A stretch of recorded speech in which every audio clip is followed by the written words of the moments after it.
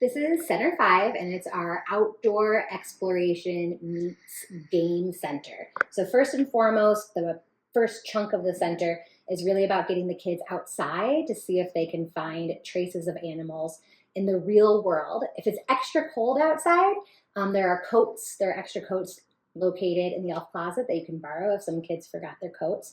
But please, please, please try to make sure that the kids are going outside to look for this. The second part of Center 5, where you have the opportunity to do a game that is showing, experiencing, kind of teaching the different gaits that would come with certain animals. The students will have already seen the slideshow, which will have a bunch of different examples of animals doing these gaits.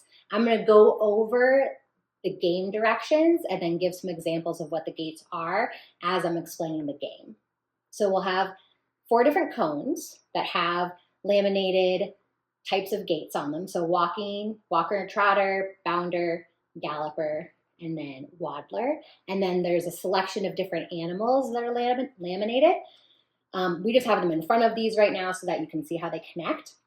You'll have them all in one stack. The volunteer will pick up a card and show the animal. And you could play this a few different ways, but you'll have the cones laid outside so that there's some running space and the kids can really move. And you can either choose to have the students act out what the animal, so the white-tailed deer, does and have them go to that cone acting it out, or you could just have them go to the cone and then act it out until you say stop. For the volunteer, the answer is on the back so that you're able to see what it is.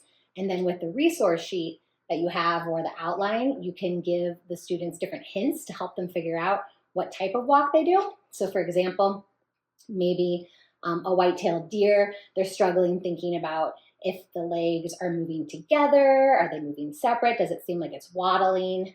For a walker and trotter, it's going to be the opposite. So the right leg and the left leg moving at the same time. Versus if you have a waddler, which feels kind of similar, but they're actually using the same side. So both their right hand and their right leg are moving at the same time. So they kind of have that waddle to them.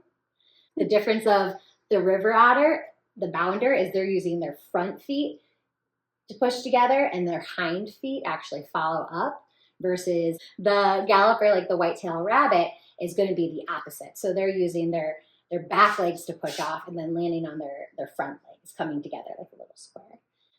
It's important to talk about with the students that the gaits are very similar and there's just these like minor differences, but that's what actually helps scientists understand the different animal prints. Hopefully there's lots of different ways that you can use these resources and just get the kids outside and moving and having fun and experiencing the different animals. And we hope you enjoy Center 5.